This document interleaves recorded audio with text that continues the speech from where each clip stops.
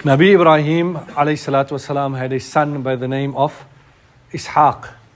And Ishaq had a son by the name of Yaqub.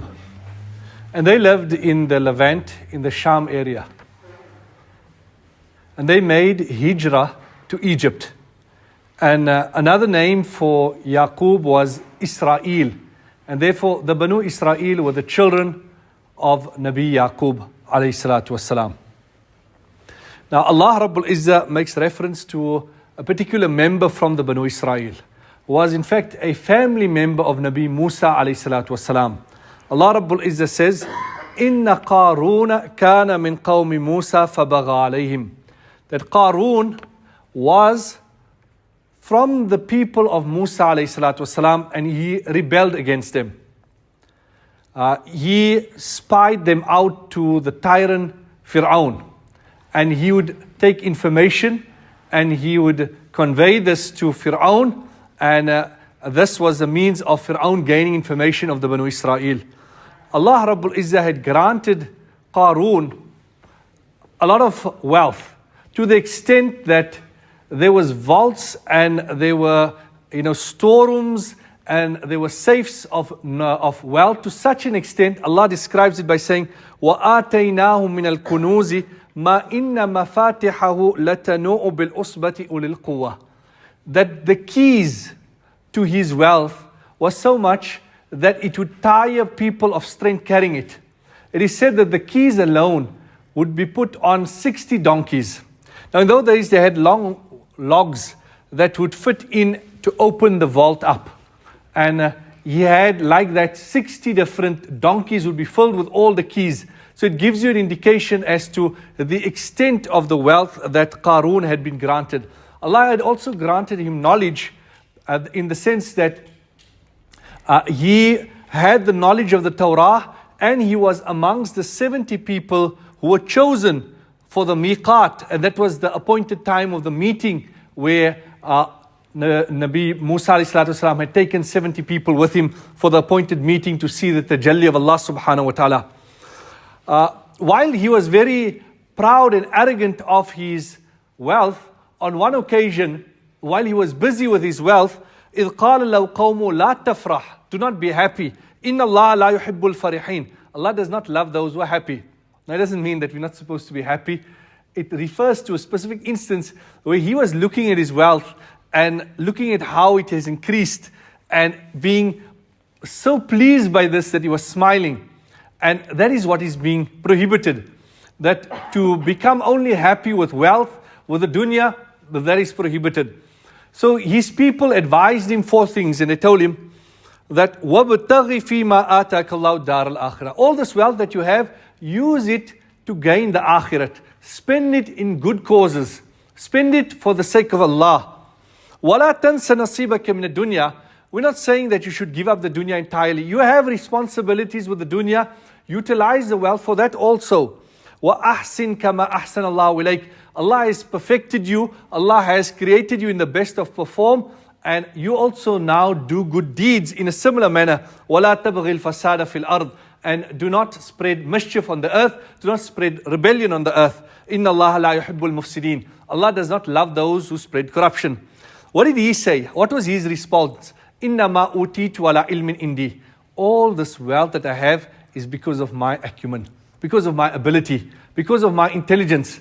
Some of the narration says that he had what is termed as alchemy, that he could change normal items into gold. That is how he gained his wealth, and he thought of it to be his own capability.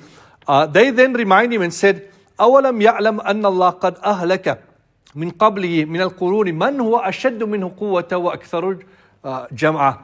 Have you not seen that Allah has destroyed before you nations who were even stronger than you, that had more wealth than you had? So don't think of yourself as being the perfect. And he was then jealous of Musa alayhi salatu wasalam. And on one occasion what he did was, he got some lady ready to make an accusation against Musa alayhi salatu wasalam. So Musa alayhi salam was standing in a gathering addressing the Banu Israel, and one lady stood up and said, this person here standing in the front, he committed adultery with me. So Musa alayhi salatu wasalam immediately went onto the musalla and made 2 rakat salah, and then said, ask Allah for help. He then addressed the lady and said, who set you up for this? And she immediately said it was Qaroon. At that point, Musa alayhi salatu wasalam made dua against Qaroon. And he would go around in a very pompous way, showing off, exhibiting his wealth. And one day when he went in that way out, with all his wealth around him, فَخَرَجَ عَلَىٰ قَوْمِ فِي زِينَتِهِ, he went out with all his adornments. And قَالَ الَّذِينَ يُرِيدُونَ الْحَيَاةَ الدُّنْيَا يَا لَيْتَ لَنَا مِثْلَ مَا أُوتِيَ قَارُونَ.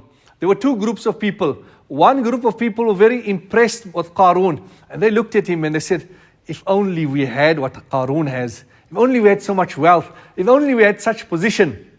The other group, they said, those who have knowledge, that the reward of Allah in the Akhirat is far greater. We're not interested in this. The lowest level of Jannah is 10 times the size of this world. So what he has is nothing. And while going in this position, فَخَسَفْنَا بِهِ وَبِدَارِ الْأَرْضِ, he was then sunken into the earth.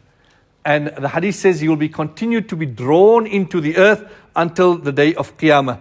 And when this happened, then there was no one to help him and no one to assist him.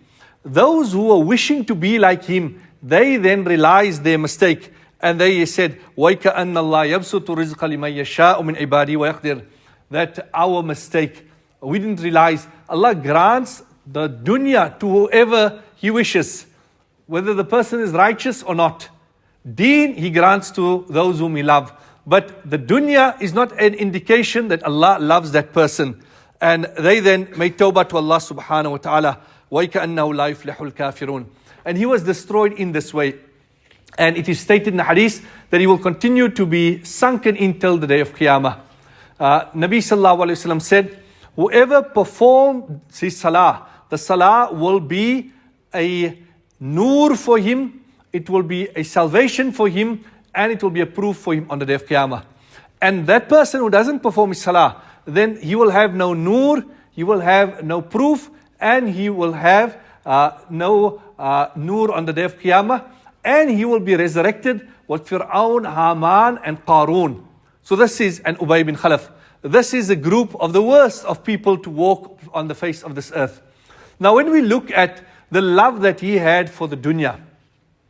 So the dunya itself, when we talk of dunya, then in certain verses of the noble Quran, Allah refers to worldly wealth as al-khair, goodness. Man taraka khayran il-wasiyah wa innahu lihubbil khayri lashadid. So how do we reconcile this? So the ulama have said that if there is 6 points, if you are saved from 6 points, then your wealth is al-khair. The first is your wealth that you attain, it shouldn't be to compete with others. You shouldn't be competing with one another in the acquisition of wealth. Allah Rabbul Izzah says, Alhaakumut takathur. Those who compete with one another in the acquisition of wealth, they will be destroyed. The second point is that you shouldn't be boastful of your wealth. Ana aktharu minka mala wa azzu nafara. That I am better than you, I have more wealth than you. This is my ability. That is the second thing. The third point is the wealth shouldn't enter into one's heart. You shouldn't allow it to satiate your heart or to enter to the inner crevices of your heart. Like in the hadith, Nabi Sallallahu Alaihi Wasallam said that man says, Mali, Mali, my wealth, my wealth. وَهَلْ لَكَ يَبْنَ آدَمْ مِنْ مَالِكَ إِلَّا مَا أَكَلْتَ فَأَفْنَيْتَ أَوْ تَصَدَّقْتَ فَأَمْضَيْتَ أَوْ لَبِسْتَ فَأَبْلَيْتَ. What is really your wealth? Your wealth is what you've consumed and it's already passed through the passage, or what you've worn and it is worn down, or what you had already spent and it's gone. Whatever is left, there's no guarantee it's yours. It may be in front of you, but it is in fact the wealth of your inheritor. Then the other 3 conditions with regards to wealth is, in the process of acquisition of wealth, you shouldn't miss out on any of the obligations of Allah subhanahu wa ta'ala. So in attaining your wealth, it shouldn't be that you miss a salah. That's another condition.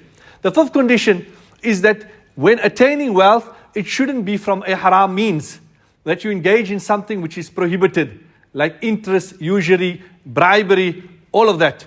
And the final point is that when you have wealth, then you need to fulfill the duties of the wealth, and that is that you pay the zakat, the sadaqatul fitr, the qurbani, and all the monetary dues.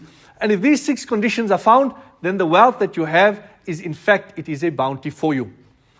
The reality of wealth is that we attach ourselves, we value our lives in this regard. The poet says, رَأَيْتُ الدَّهْرَ مُخْتَلِفًا يَدُورُ. I've seen time has passed in different ways for different people. وَلَا حُزْنًا يَدُومُ وَلَا السُّرُورُ. Neither sadness nor is happiness permanent. It changes all the time. وَرَأَيْتُ الْمُلُوكَ بَنُوا الْقُصُورُ. I've seen the kings have built palaces. وَلَمْ يَبْقَ الْمُلُوكُ وَلَا الْقُصُورُ. But the kings nor the palaces have remained. That is the reality. May Allah grant us that reality.